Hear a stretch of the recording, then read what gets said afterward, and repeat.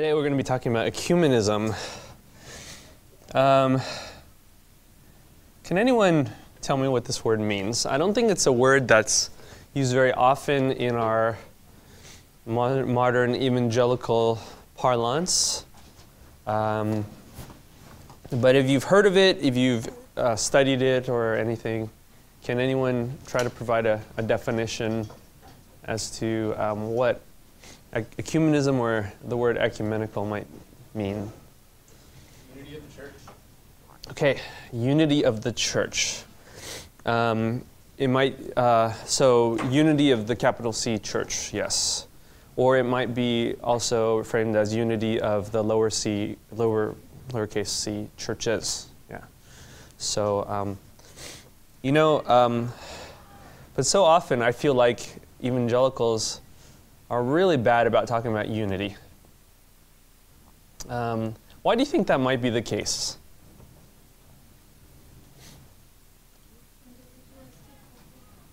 Okay, it might come from Western individualism. Okay, sure. But, and I think that's absolutely true. Anything else, but is there anything about evangelicals in particular that kind of lends itself to not caring that much about unity or not talking about unity all that much?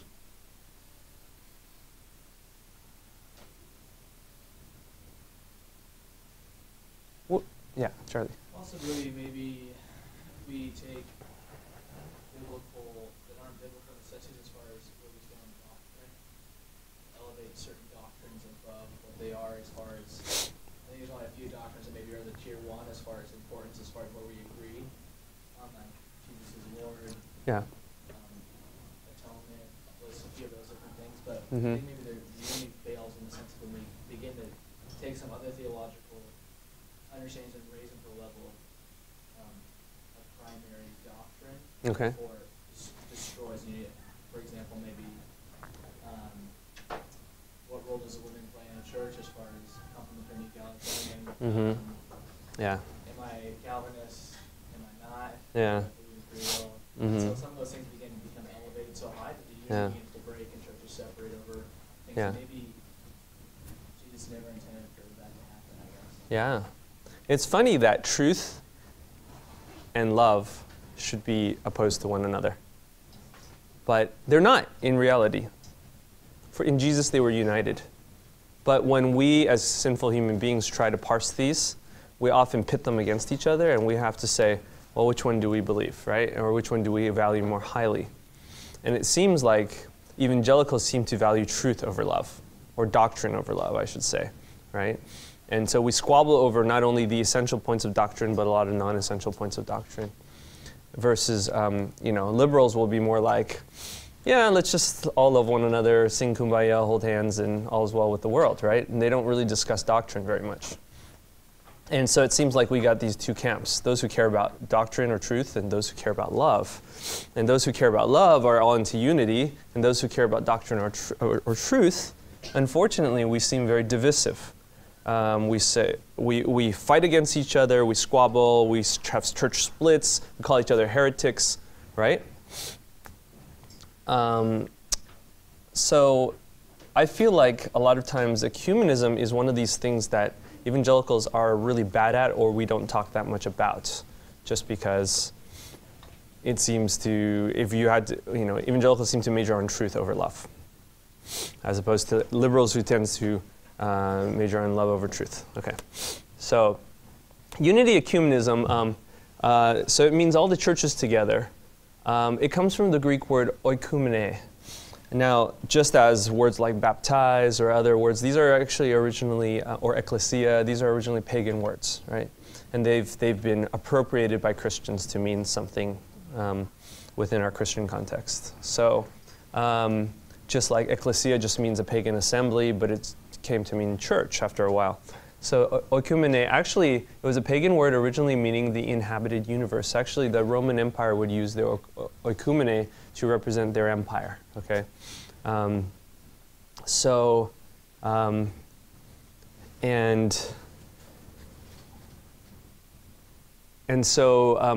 Christians started using this as the unity of the whole church, okay? Now, let me ask you, what does ecumenism have to do with missions? Because actually it has a lot to do with missions. Ecumenism,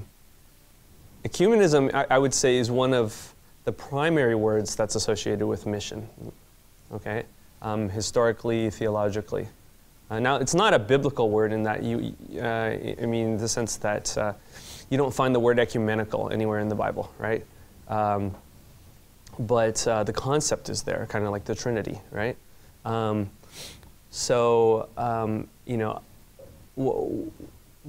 does ecumenism have to do with the church? Or sorry, with mission, I should say. With mission.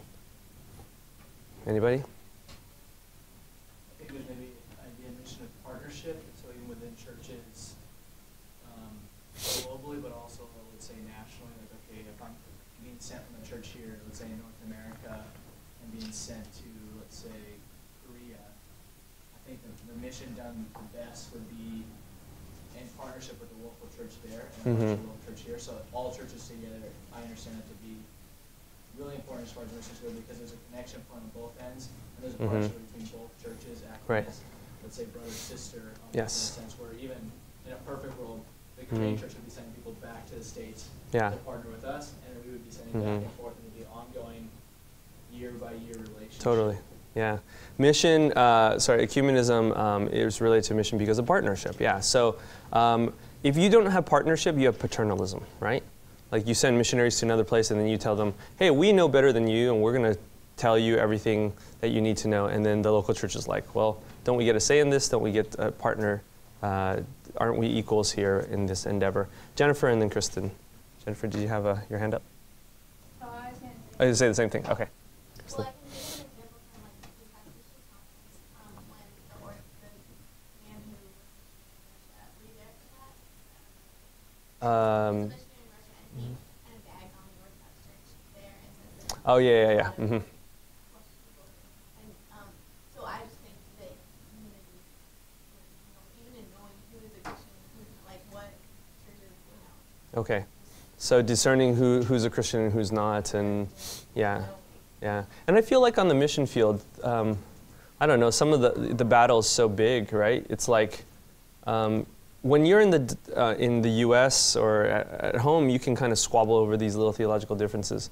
When you're in the mission field, the enemy is not each other; it's the devil and the spiritual forces and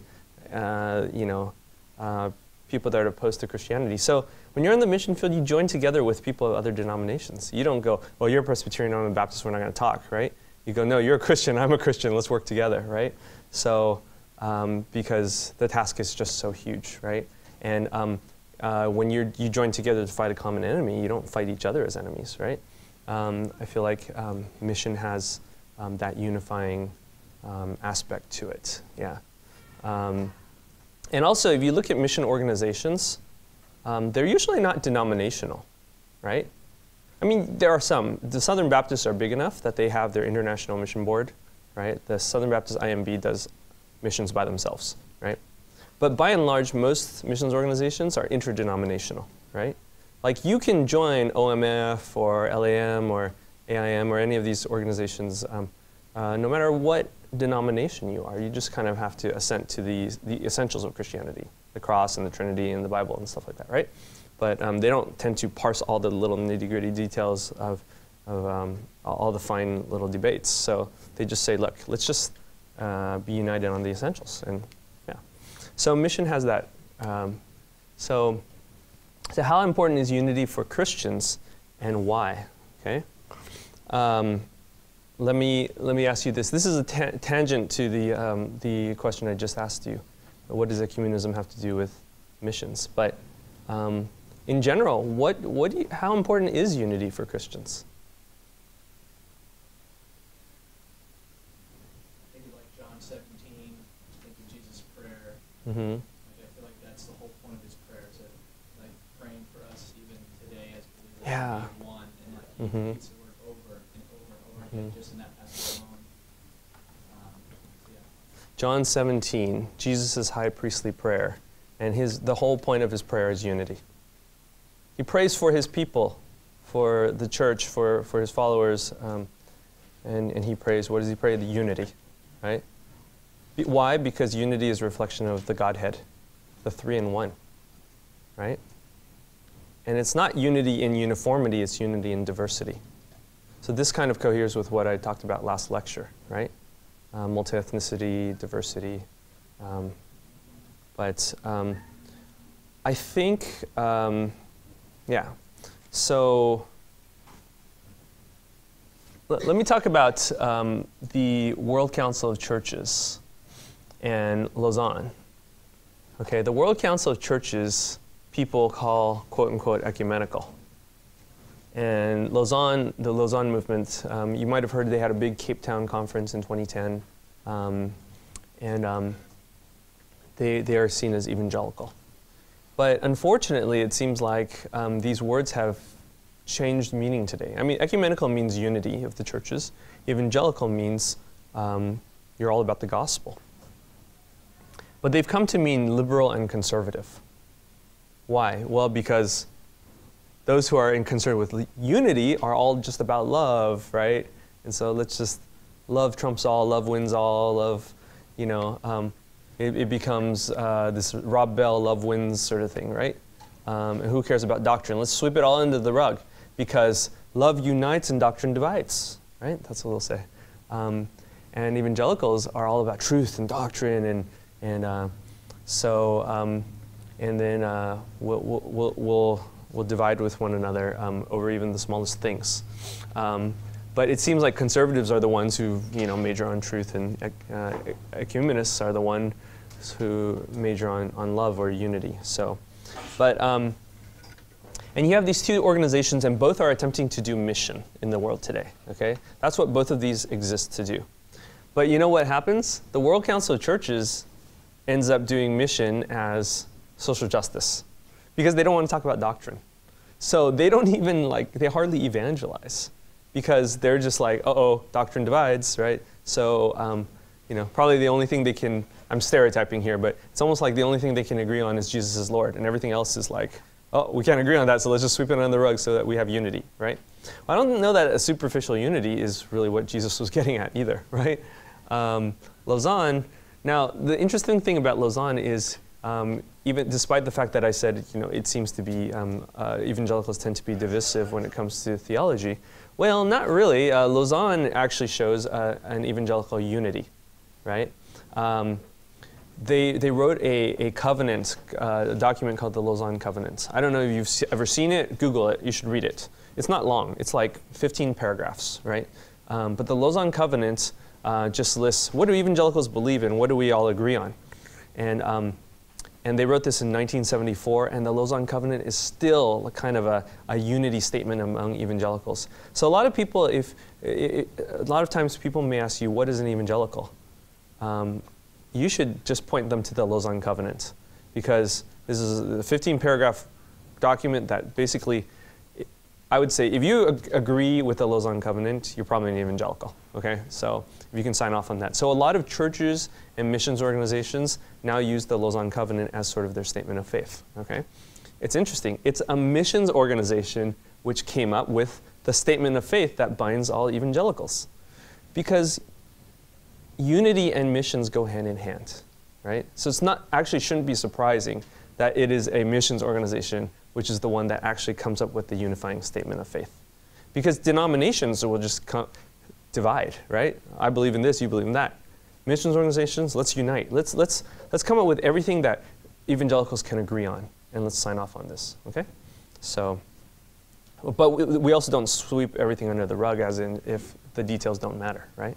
So, but let me ask you, what kind of unity is most important then? Is it denominational unity? Racial unity, international unity, theological or ministry? Like when you go to these missions conferences, you know, they want to be very selective in terms of who they invite, because they want to have a cross-representational, right? So, well, you want Presbyterians and Baptists and Anglicans and whatever, Methodists all there, so, okay. You want people of every color there, okay, great. You want people of every nation there, great. And it gets tricky because you could have, you know, all the various permutations, you know. You could have, an American, but what race are they, right? Or you could have a European, but what race are they, right? There's so many different ways to permute this. And then theological, should you have Calvinists and Arminians, is that ecumenism, right? Should you have ministry roles, lay people, pastors, missionaries, missions executives, and of course male-female ratio, right? So what do you guys think? What is the most important type of unity in the church, do you think?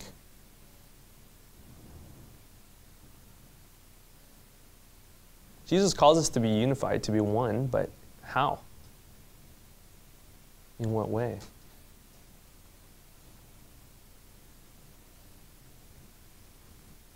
Yeah, Charlie, go first. I think, if you just read through Romans, so much of Paul's talking about this unity having to happen between Gentiles and Jews. Mm-hmm. So I'd say racial, in a sense, has to be up there in primary importance because Okay. if you look at the story of Scripture, it was so much focus on one people group reaching the other people groups. Mm-hmm. And now that Gentiles have been included, which is most of us in this room, I think Mm-hmm. the racial identity should be something that's almost of primary importance over denominational or, in some ways, even over theological. In a sense. Mm-hmm. I wonder because denominations didn't exist back then. Yeah. And so, are you saying So I wonder if Paul would place that above racial today. denominational as far as where they stand on certain doctrines? Yeah, I just have trouble thinking that racial would be his primary one, considering the fact that denominational division didn't exist back then. So it's hard to say. Yeah, and I think racial though also is shaped and filtered by doctrine and what kind of denominational activity. So Okay. hand in hand almost. Sure. So race and denomination could interplay with one another in terms of, because the denomination is basically a group of Christians who believe a certain view, right? And it's just a formal, organized thing. So yeah, it's true. In the first century, they didn't have denominations. But so the question is, does that mean denominations today should trump race, or should it be less important than race, right? In that sense. But certainly I think because, last lecture we talked about Antioch, Acts 11, the first multi-ethnic church in history, and it's the first time believers are called Christians. Well, the unity there was racial, right? And Christians are united racially. So, but I think, but that was also international, right? Because Gentiles presumably came from lots of different countries as well. You also saw that with Antioch. With Pentecost. Pentecost was all Jews, so they were kind of mono-ethnic, but they were from lots of different nations, and they were all speaking different tongues, right? But they understood one another. So, but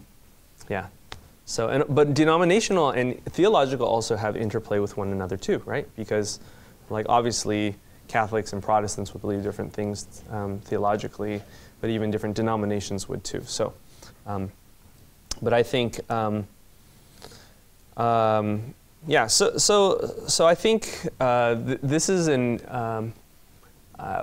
when we talk about unity, it's not so easy to define, right? But we know that Jesus calls us to unity, right? So should we be unified around what we do or who we are? That's another thing, right? Because it almost seems like why is mission the thing that calls people to unify? Well, it seems to be more about what we do, right? So we're versus who we are. Because if we just unify around who we are, but we don't do mission, what's the point, right? We just have a nice photo op, right? We look good together, but unity should be for a purpose, right? So maybe even more than denominational, racial, international, theological ministry, when we unify, that's nice to come together. But if you don't come together for a purpose, it seems to be a moot point, doesn't it? So I think also power plays into this, right? When we unify, well, who gets to choose what we unify around, right? So let's take Protestants versus Catholics and Orthodox. Protestants, if you go to Protestant church and they're taking communion, they would say, hey, as long as you're a Christian, you can take communion, right? But Catholics and Orthodox would say, you have to be a Catholic, or in the Orthodox case, you have to be an Orthodox. Otherwise, you cannot take communion here, right? So what happens when you have a denomination that actually is more restrictive, right? Who says, no, you know, I mean, you may want to be unified, but maybe they don't. They want to be more separatist, right? What do you do in that case? I think that's a difficult one, right? What if you want to reach out your hand, but they won't take it, right? How do you have unity when I mean, it takes two to tango, right? So when the other side doesn't want partnership with you, or thinks that they have primacy over you, or even theologically, you may say, hey, look, let's not divide about the infant baptism versus believer's baptism issue. And then they may say, nope, that's very important, and if you don't believe my stance, you're out, right? Okay.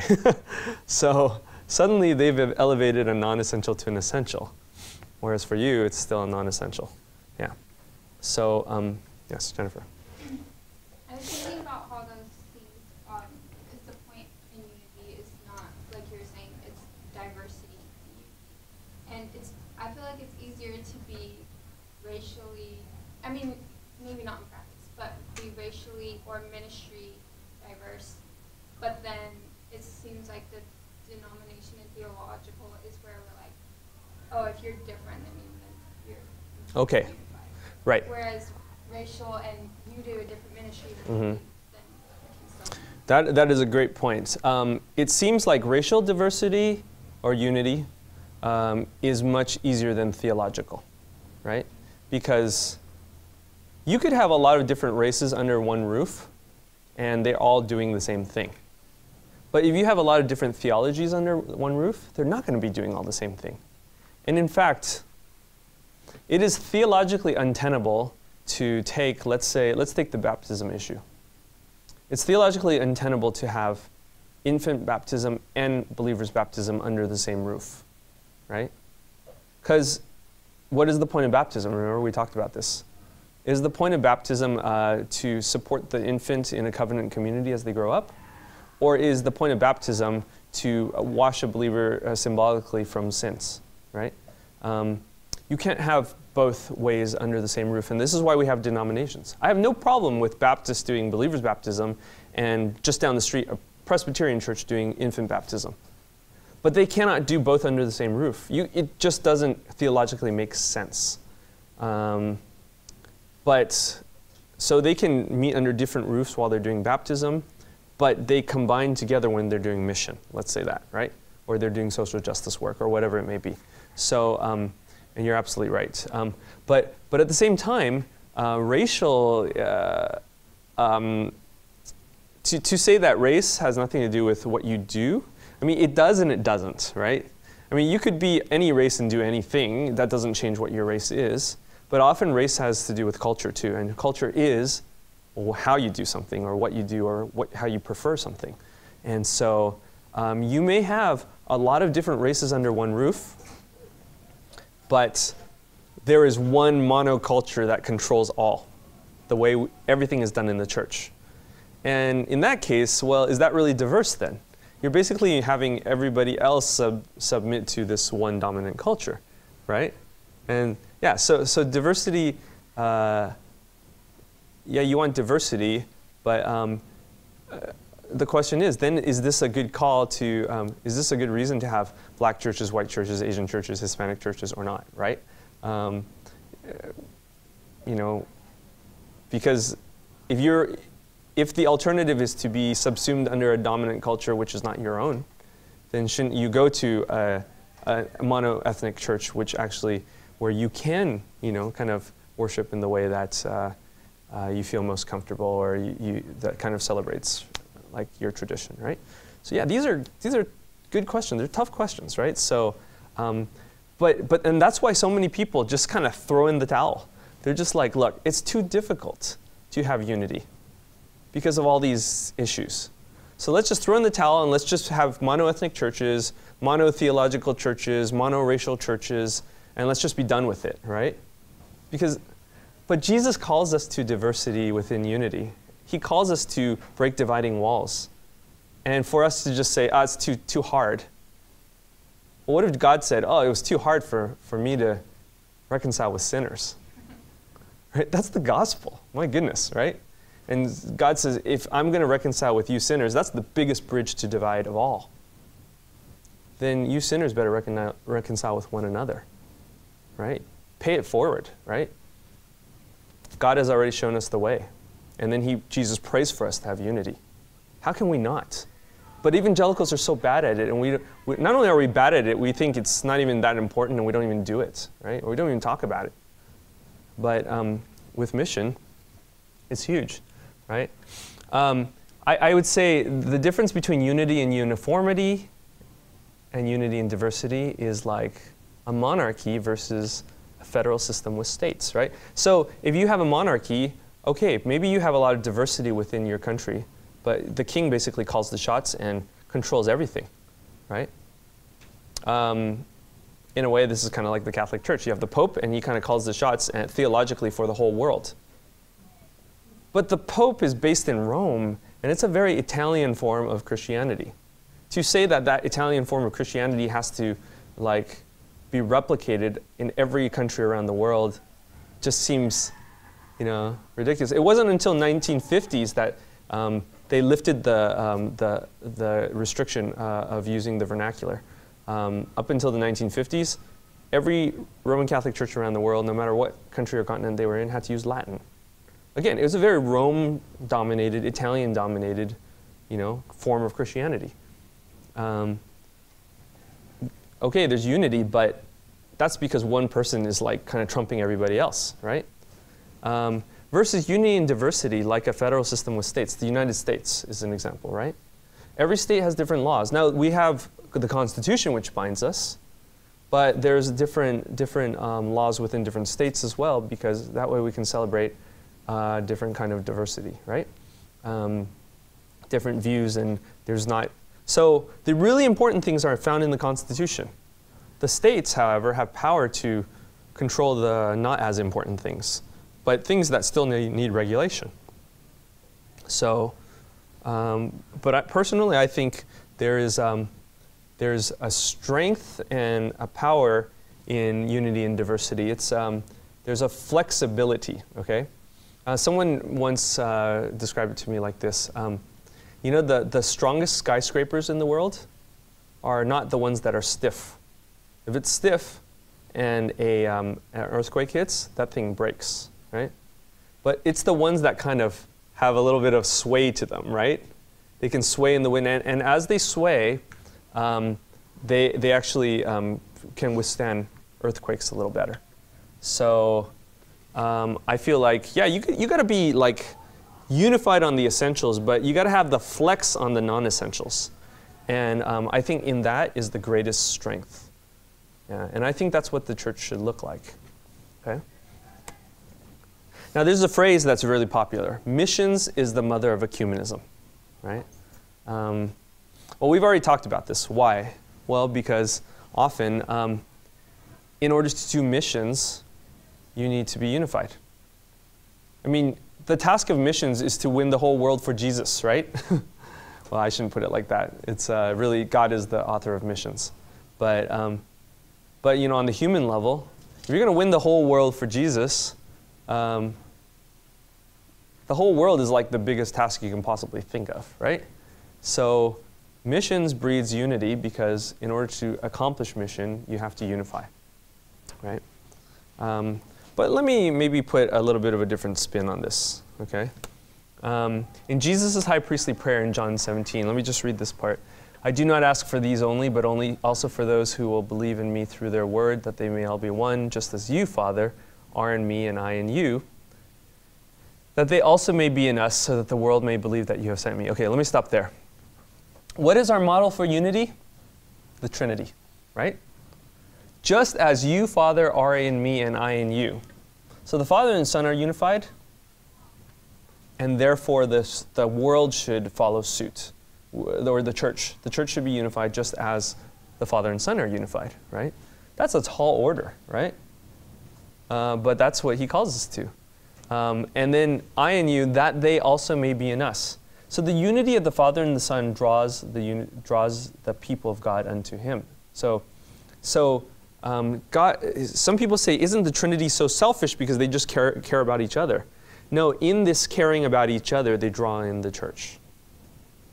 And then so it's not a closed party, in other words, right? They invite us to the party. They invite us to join with them. That is the beauty of the Trinity. That community is open to all believers. Yeah. And why? So that the world may believe that you have sent me. Unity is a missiological sign to the world. When you are unified, when the church is unified, then why? So that the world may believe that you have sent me. It's for the purpose of missions. That's why we unify. Jesus continues, the glory that you have given me, I have given to them, that they may be one even as we are one. Again, Jesus is saying, I want the believers to be one as the Trinity is one. Okay? I in them and you in me, that they may become perfectly one. All right? So again, the Trinity is like bringing in the body of believers. They may become perfectly one so that the world may know that you sent me and love them even as you have loved me. Once again, he repeats the gospel. Hey, it's for missions, so that the world may know that the Father sent the Son, and that the world may know that the Father loves them. In the same way that the Father loves the Son, the Father loves the world. And the unity is the sign to show this. How important is unity? Totally important, right? Without this? Yes? I was going to share too. Paul even says this in Philippians 1:27. It says, only let your manner of life be worthy of the gospel of Christ, that whether I come and see you or am absent, I may hear that you are standing firm in one spirit with one mind, striving side by side for the faith of the gospel. So he's showing you the unity displays the worth of Jesus. Thank you. That's wonderful. Yeah, absolutely. You stand side by side for the gospel, and in that unity, we show the world that Christ is real, Christ is true, Christ loves the world, that Christ has been sent by the Father, right? So in unity says so much. So maybe instead of missions is the mother of ecumenism, maybe we should say ecumenism is the mother of missions.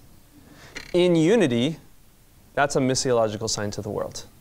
When we stand together, that's actually a form of missions, or we stand together to do missions, right? And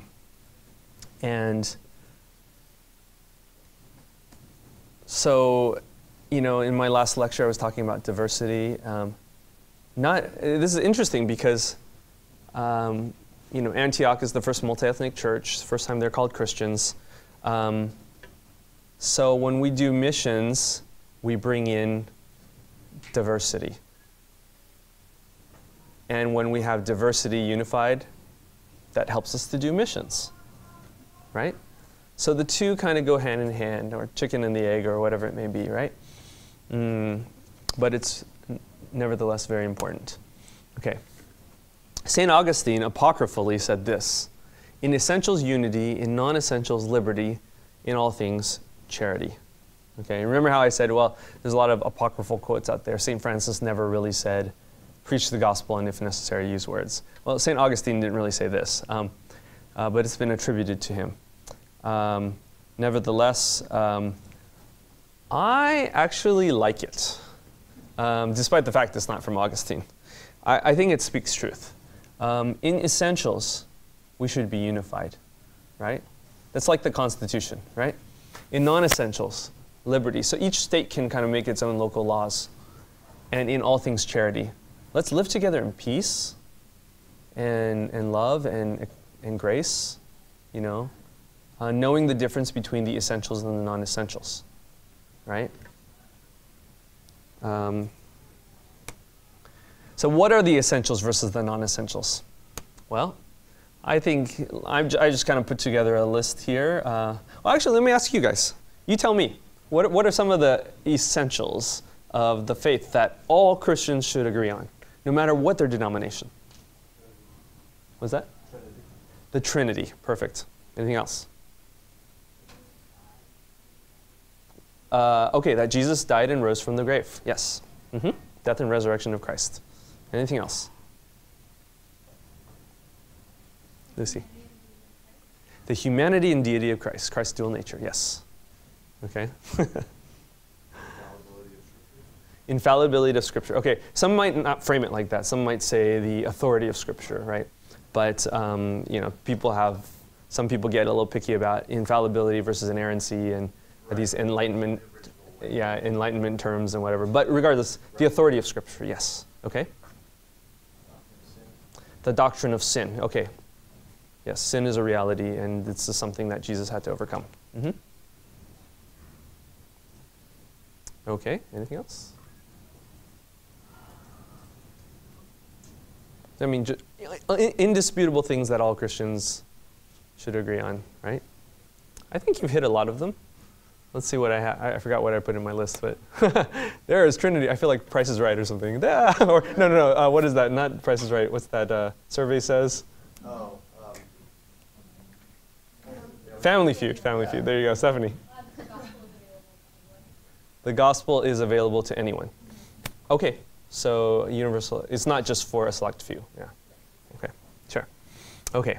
Trinity, authority of the Bible, baptism and the Lord's Supper. Now, we may not agree on how to do it, but all Christians agree that we should do it, right? Maybe, you know, Protestants don't agree that we should do the other 5 sacraments. As Catholics have 7, but all Christians believe at least in these 2, right? The death and resurrection of Jesus. The second coming of Christ. All right, how about that one? We forgot about that one. Certainly, Christ is going to come again. All Christians believe this, and we look forward to that day. And there, of course, are more, some of which you guys have just mentioned. So this is not an exhaustive list. This is just a sample list. What are some of the non-essentials? Tell me.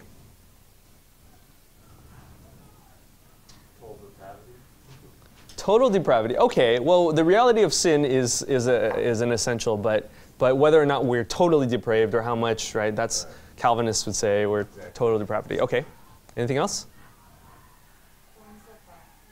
Okay, how you baptize. Infant baptism versus believer's baptism. Yeah, sure. Yeah, got some wild people out there.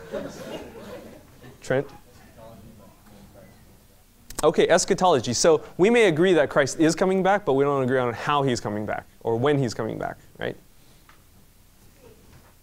Kylie? Manifestation of the Holy Spirit. Manifestation of the Holy Spirit, how do you mean? Like if you have the Holy Spirit, it manifests. Okay, tongues, prophecies, spiritual gifts, healings. Yeah, do these things still happen today? Yeah? Kristen? Creation versus evolution. Okay.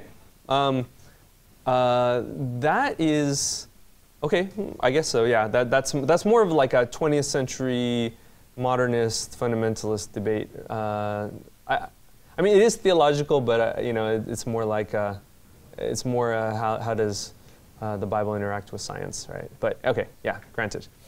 Because some may say, well, evolution is against the Bible and whatever, but you have people like Francis Collins, the head of the Human Genome Project, who's actually an evangelical Christian. And he believes not in macroevolution, but he believes in microevolution, right? So, okay. All right, let's take a look. Calvinism, Arminianism, right? So Charlie mentioned this. The Lord's Supper, how is this done? Transubstantiation, consubstantiation, symbol, how do we look at this, right? Baptism, is it paedobaptism, credo-baptism? Some of these I've lectured on already. Complementarianism and egalitarianism, right? Can women preach? Can women become pastors? Do women have to remain silent, et cetera, right? So, pre-mill, amill, post-mill, what is your eschatology, right? I think I would put it like this. The essential things are the things that are found in creeds, right? If you have a creed, the Nicene Creed, the Apostles' Creed, these are the things that, the reason they are a creed is kind of like, these are the things that every Christian agrees on, right? But you don't put any of the non-essential list in creeds, right? Because these are denominational distinctives.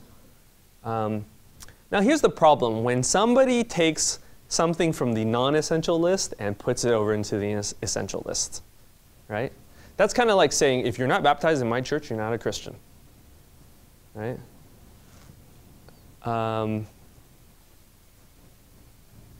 If you don't believe in male headship, you slide it over there. You don't believe in male headship, then you're a liberal and you're not really a Christian, right? You might have heard that one.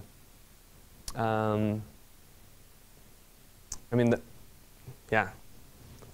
People do this all the time, right? They'll take something from the non-essential list, they'll shove it over to the essential list and brand anyone a heretic who doesn't believe in that. Well, the other problem is, how does one determine what goes on which list? That's a difficult one, right? Because essentially, what is a creed? A creed is a summary of Scripture. A creed is those things that you deem to be on the essentials list. But what if somebody has a different set of essentials from you? They would write a different creed from you, wouldn't they? Right? So, what do you do then, right? These are difficult questions. Again, these are the questions that cause people cognitive dissonance, for them to tear out their hair and decide they don't want unity after all, because it's just too darn hard to deal with this. But John 17, Jesus calls us to deal with it. What does Paul say when we're talking about essentials and non-essentials? Because Paul had to deal with this in his day. I think one comfort is whenever we're looking at church splits and denominational splits and things like this, you know what? The early church went through this too. And Paul knew very well what it was like to go through all this. And he gives us some wisdom. Romans 14:1 to 15:7 is where he addresses this problem. And he talks about strong people and weak people. It's interesting how he defines the strong and the weak. He says, if there's some people who, he says, your conscience might be clear about a certain matter. But for some other Christians, their conscience won't be clear about that matter. Right? They're freaking out. Okay, let me give an example. One of the differences between evangelicals and fundamentalists, okay, and unfortunately the media paints them with the same brushstroke, right? So the secular media thinks that evangelical means fundamentalist. It doesn't, okay? Evangelical actually historically was created to sort of not be in opposition to fundamentalists, but to be a little more flex than fundamentalists, okay? So I'm just going to stereotype, okay? Fundamentalism. No drinking, no smoking, no dancing, no card playing, no cinema, okay? Among other things. What do you do when you meet a Christian like that? Right? Paul would say, those people are the weak people. He said, you're more flex about those things because they're not really sins. So you're the strong, right? But the people who do say no drinking, no dancing, no smoking, no card playing, they would look at us and go, no, you guys are the weak ones because you cannot stand up to these evils of the world. You're taken in by these evils of the world. And I would say, well, it's not that drinking is an evil. Jesus drank wine. Paul tells Timothy to take a little wine for his stomach. Jesus turns water into wine at the wedding at Cana. What's that? A lot of wine. That was a lot of wine, right. Like jars and barrels of wine, right? So it's not that alcohol itself is bad. Drunkenness is bad. Paul says, do not be drunk on wine, or do not, debauchery. Anything that's excess is bad, right? But alcohol in and of itself is not bad. But a lot of times people who are teetotalers, the reason why they are is because maybe they've had a bad experience with alcohol. Maybe they have a relative who's been an alcoholic, right? And so they have a really negative reaction to this, and they don't want to have anything to do with alcohol. So what does Paul say? He says, look, you are the strong. You have no problem with alcohol. You know you're not supposed to get drunk.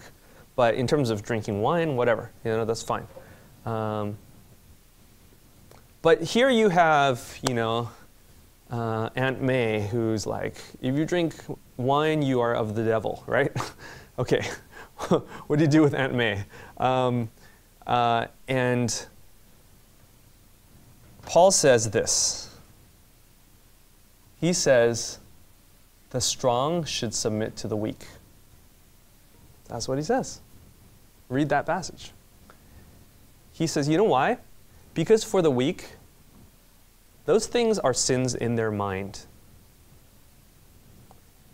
And if you cause them to sin according to their conscience, that's bad.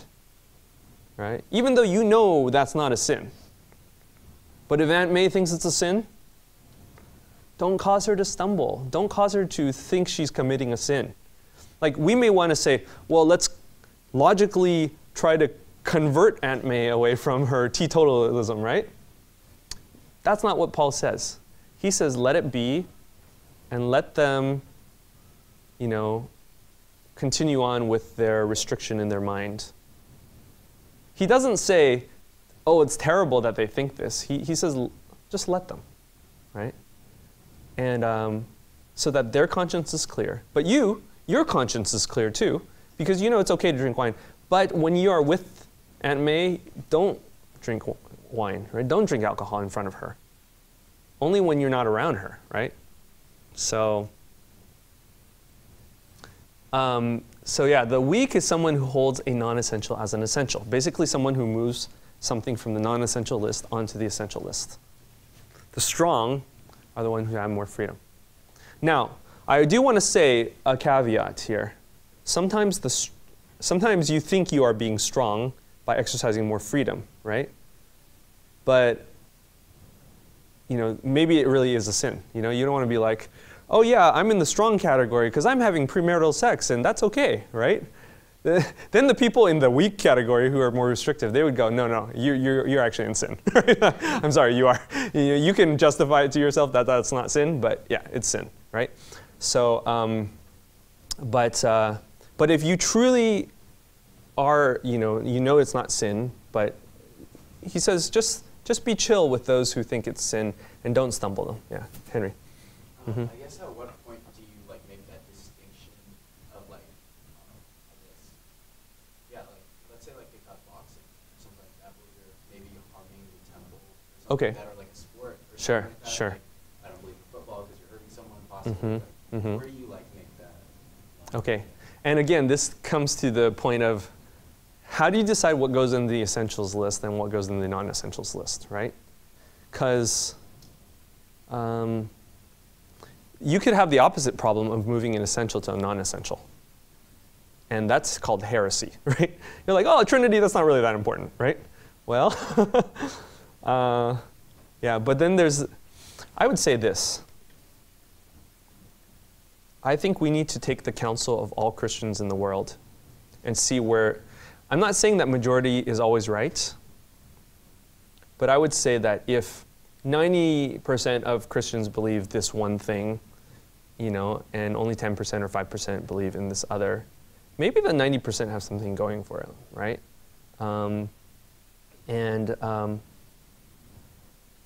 Yeah. So, but if you see there's an issue where there's a lot of good Christians on both sides of the debate, like egalitarianism, complementarianism, paedobaptism, credobaptism, Calvinism, Arminianism, I would hold those lightly. I would say those are not hills I'm going to die on. Those are non-essentials. I think that's maybe a good sort of indicator to see which side you should fall. Yeah, it's not a perfect indicator, right?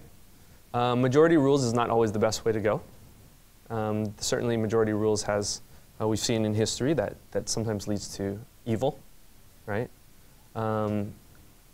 But I think it is a good indicator, maybe, mostly, usually. Yeah. Okay. Yeah, so the principle here is the strong should concede to the weak so as not to stumble their conscience. So Paul says keep the peace. In other words, have unity, right? And how often do we Christians fight over, You know, all we want to do is debate Calvinism versus Arminianism or egalitarianism versus complementarianism, right? And maybe we should just agree to disagree. Or rather, the strong should just tiptoe around the weak. Just don't get them in their face about it, right? Let them carry on. Let's look at the Apostles' Creed. We're going to look at the Apostles' Creed and the Nicene Creed because these are the two most famous creeds in Christianity, right? So what are the things that all Christians believe in? And look, we have two different creeds, okay?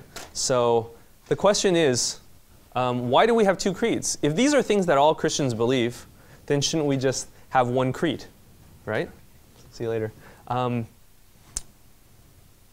Well, that's a good question. Why do we have two creeds if all Christians agree on this, right? Does it suggest maybe all Christians don't agree on this? Okay. This is the older of the two creeds. This is one of the oldest, if not the oldest creed that we have in Christianity. It's not actually by the apostles, despite the name, okay? But I think just because it's so early, it's from the 2nd century, it seems to have apostolic authority because this is likely what the apostles taught, maybe. It was just kind of handed down. I believe in God, the Father Almighty, the maker of heaven and earth, and in Jesus Christ, his only Son, our Lord, who was conceived by the Holy Ghost, born of the Virgin Mary, suffered under Pontius Pilate, was crucified, dead, and buried. He descended into hell. The third day he rose again from the dead. He ascended into heaven and sitteth on the right hand of God the Father Almighty. From thence he shall come to judge the quick and the dead. I believe in the Holy Ghost, the Holy Catholic Church, Catholic with a small c meaning universal, the communion of saints, the forgiveness of sins, the resurrection of the body, and the life everlasting. Amen. So the word Catholic here means universal. It means this is where we have unity. Unity is part of the Apostles' Creed. It's one of the essentials, essentially, we were saying. Okay.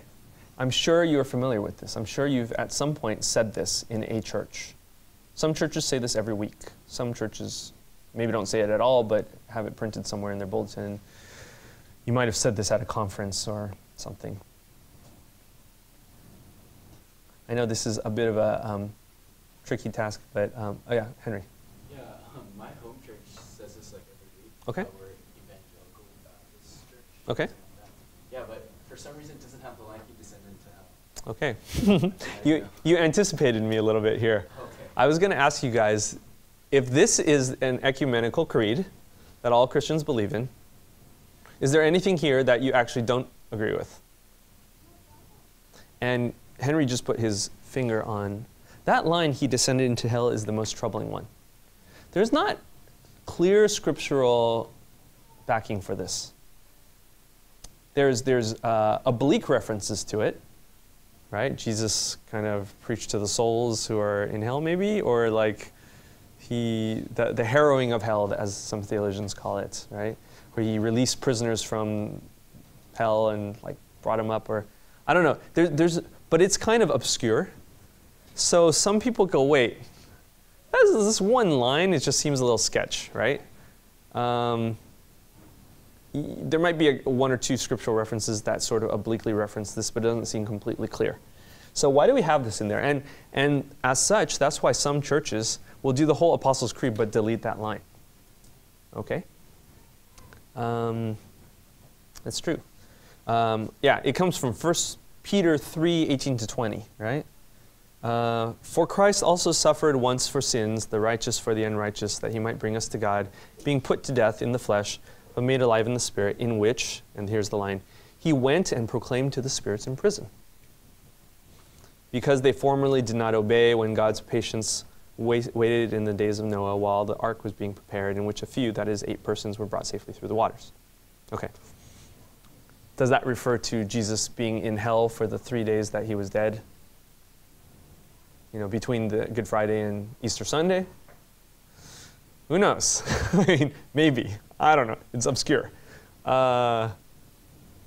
So I feel like every time I do the Apostles' Creed, like I just kind of don't say that line if they do say that line, because I'm like, who knows, right? I think everything else, just about, I think is right on. Now here's the thing. We can have a list of essentials, but you may not have anything wrong in this list, but you may be omitting something from the list, right? In which case, is it a good creed? A creed that is true but incomplete maybe is not a good creed, right? Or maybe you do want to leave it unintentionally incomplete so that each culture around the world can kind of fill in their own stuff. But is that dangerous? Is that liberalism? Is that relativism? Right? But can you have an exhaustive list of essentials? How do we determine what are every essential, right? Even when I did my lists, I said these are just some. They're not, I don't claim to be exhaustive. Because you could come up with what you think is an exhaustive list, and at some point somebody will say, yeah, but you forgot X, Y, Z, right? Okay, maybe, right? Should the task of theology be an ongoing thing, where as we continue to get to know God, we might add more to the essentials list? Or do we think all of Revelation is closed, and we already have all the essentials, and we don't need any more? In the 4th century or in the 2nd century, they already figured out all the essentials. Case closed, right? That's tough. Is there continuing revelation? And if there is continuing revelation, isn't there a lot of room for heresy there? New theologies are heretical, right? Well, maybe.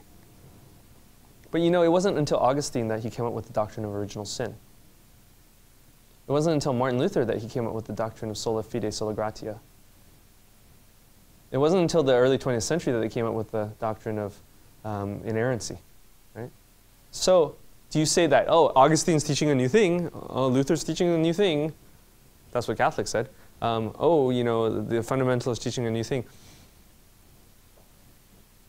Can we have continuing revelation of theology as we go throughout history? And say, hey, look, we've uncovered, not, you know, maybe discovered, not created new doctrine, but discovered new doctrine that has always been there, but we just never had to articulate it before. Why did we not have to articulate it before? Because we never had to face that controversy before. Do you know where theology comes from? It comes from heresy. Whenever people are heretical, then you have to create a doctrine to combat that. So truth is articulated in order to combat lies. But if nobody lied, then we often feel no need to articulate that truth. Does that make sense? I know that sounds like theology is reactionary. I would say theology is occasional. It comes from occasions. Okay? Think about this. The Apostle Paul. Why did he write all his epistles? These were all reactions to heresies. The church in Corinth, they were sexually immoral, and they were doing all sorts of manners of perversions, right? Because Corinth was the city dedicated to Aphrodite, the goddess of love. Well, for the Greeks, it wasn't love, it was lust, right? So the Aphrodite, they were doing all sorts of crazy sexual perversions in that city, in the city of Corinth. So Paul goes, oh man, you guys are just you guys are messed up. So he says, let me write you a letter. One letter's not enough, let me write you 2 letters, right? And let me set you straight. So he was responding to their heresy, to their sin. And out of this came good theology. So he says, you think you know what love is? Let me tell you what love is. Love is patient, love is kind, right? Love does not envy, it does not boast. Love never fails, right? So he gives the proper definition of love to combat this perverted, twisted Aphrodite version of love, right? So good doctrine comes out of a response to heresy, often. If the 2nd century, they didn't deal with certain things that we deal with today, they didn't need to write a doctrine of it. So maybe as history marches on and we deal with new issues, we have to come up with new doctrines, right? The only reason Martin Luther came up with sola scriptura, sola gratia, sola fide is because he was combating the Catholic Church, which was saying works righteousness. Now, before, people never had to say works righteousness, and therefore he never had to say by grace alone, faith alone. But when he saw that works righteousness was being preached, he was like, now I got to say something in opposition to that. Grace alone, faith alone, right? So doctrine was a response to heresy. Orthodoxy was a response to heresy. The Nicene Creed. Now again, why do we need another creed when there actually was a perfectly good one before? Well, maybe in the 2nd century they had not articulated all their theology yet. So by the 4th century when this was written, oh, they have new theology. They uncovered new theology. We believe in one God, the Father Almighty, maker of heaven and earth, and of all things visible and invisible, and in one Lord Jesus Christ, the only begotten Son of God, begotten of the Father before all worlds, God of God, light of light, very God of very God, begotten not made, being of one substance with the Father, by whom all things were made, who for us men and for our salvation came down from heaven, was incarnate by the Holy Spirit of the Virgin Mary, was made man, was crucified also for us under Pontius Pilate. He suffered and was buried. On the 3rd day he rose again according to the Scriptures and ascended into heaven, and sitteth on the right hand of the Father. And he shall come again with glory to judge both the quick and the dead, whose kingdom shall have no end. And we believe in the Holy Spirit, the Lord and giver of life, who proceedeth from the Father and the Son. The Catholic Church has and the Son. The Orthodox Church does not. That's why it's in brackets. So West has both, East only has the Father. Who with the Father and the Son together is worshipped and glorified, who spoke by the prophets. And we believe one holy Catholic and Apostolic Church. Again, the unity there. We acknowledge one baptism for the remission of sins, and we look for the resurrection of the dead and the life of the world to come. Amen. How is this different from the Apostles' Creed?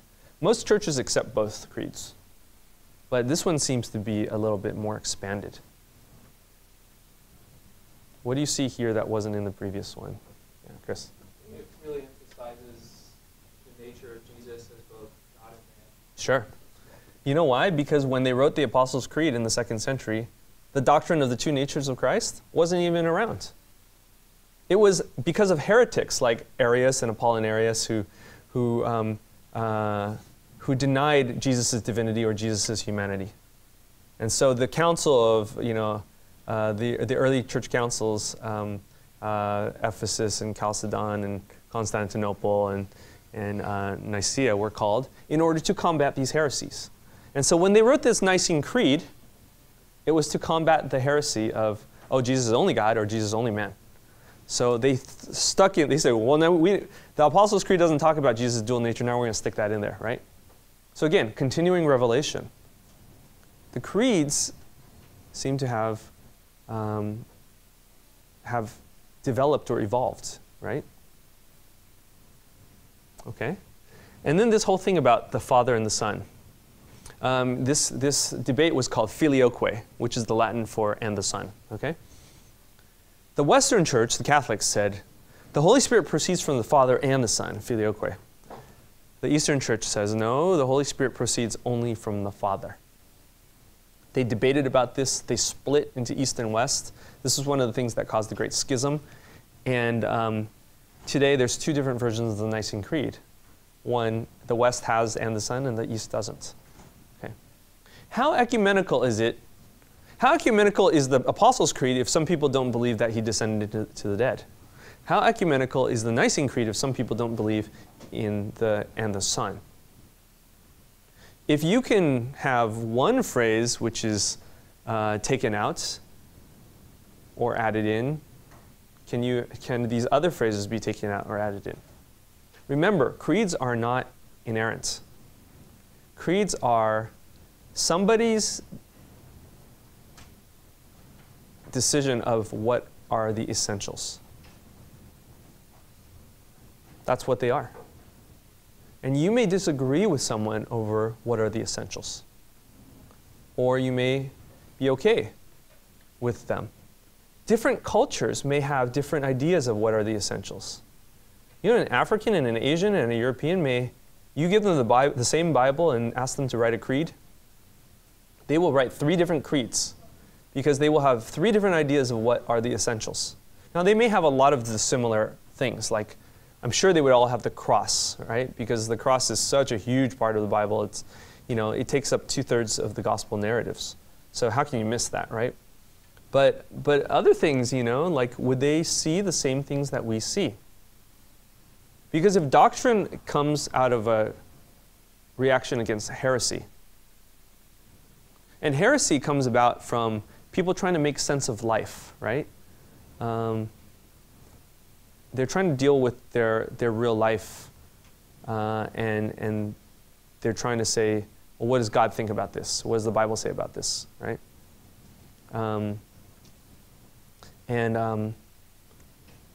Sometimes there are things that other cultures deal with that we don't deal with. Let's say in Africa, they would have a doctrine of polygamy because that's something they deal with. We don't. So you ask any Western Christian, what do you think about polygamy? Do you have a robust theology of this? Most would be like, haven't really thought about it, right? Because it's not in our reality. It's not in our culture. But for people who do, they have to think about it. Gay marriage, it's something which is much more prevalent now in the West, not in Africa. So you ask any African what do they think about it, and they don't really have a theology of it so much, or they don't have a sophisticated theology of it. They haven't thought through all the nuances of it, because it's not something they have to face, right? Whereas we've learned to sort of parse all the nuances, this and that, and think about this on this level, and what's the difference between marriage and civil union, and rights, and all this stuff, right? So that's what I mean that theology is occasional, right? The Ecumenical Councils. So what were these councils? They were all the churches coming together to condemn the heretics and then come up with good theology. The problem is we say there are 21 of them, but really only the first 4 do Protestants accept. The Orthodox only accept the first 7, and Catholics accept all 21. So how ecumenical are they if not all the churches accept them, right? Well, Catholics get away by saying, well, we are the church, right? So all 21, well, Orthodox and Protestants don't count. So they are ecumenical. Well, that's kind of a cop-out answer, because actually after Vatican II, which was the 21st Council, the Catholics said, well, now they admitted Orthodox and Protestants are Christians, right? So separated brethren, they call us, right? Well, okay. Then, but if not all people accept these councils, are they ecumenical, right?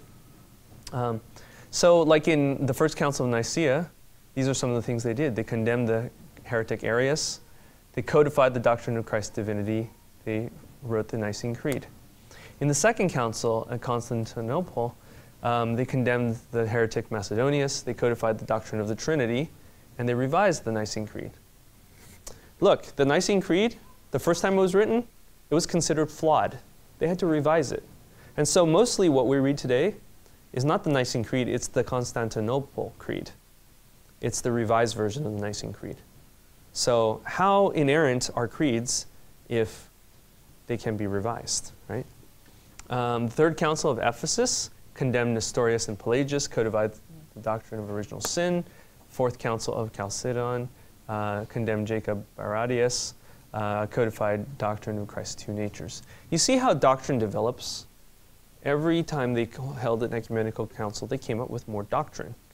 And they say, oh, we never thought about this before, let's add this. Oh, we never thought about that before, let's add this, right? And so, can theology continue to be progressive, right? I already talked about this. Yeah. It wasn't until I forgot about William Carey. It wasn't until William Carey that people actually thought the Great Commission was applicable to all Christians, right? So he kind of added something there. So Martin Luther has a phrase which I like, reformata et semper reformanda, reformed and always reforming. That means, yes, we stand on the essentials, but let's continue to look at the non-essentials and see if our theology maybe needs adjusting. The problem is a lot of Protestants just say reformed. And they think that somehow all theology stopped with Martin Luther or John Calvin. That's not true. Theology continues to go. And we need to be reformed and always reforming because we have sin. And because of sin, we need to always be checking ourselves to make sure that our theology is right, because humans are flawed and humans can take things the wrong way.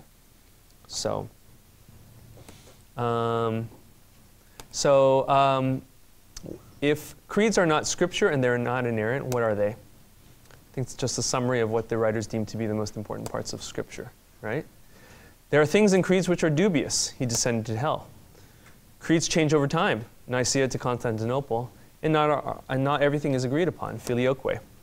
Creeds are not exhaustive. They don't contain anything about the life of Christ. It says Christ was born and then he was crucified under Pontius Pilate. Okay, and then he was resurrected, right? It doesn't have anything about the 2 greatest commandments, doesn't have anything about the Great Commission, doesn't have anything about the kingdom of God or discipleship, social justice, or the whole holistic, full view of the gospel. And they are occasional. They arise out of specific occasions. So, funnily enough, heresy is the mother of orthodoxy, right? So, and they were not agreed upon by Christians in Africa and Asia. These creeds were very Western. They were agreed upon only by people in the Mediterranean basin. How universal are them? Do we have to get Africans and Asians and Latin Americans to accept the Nicene and Apostles' Creed? If so, do we have to accept a creed that an African or an Asian wrote? Have you ever thought about that? Biola University offers a variety of biblically centered degree programs, ranging from business to ministry to the arts and sciences. Visit biola.edu to find out how Biola could make a difference in your life.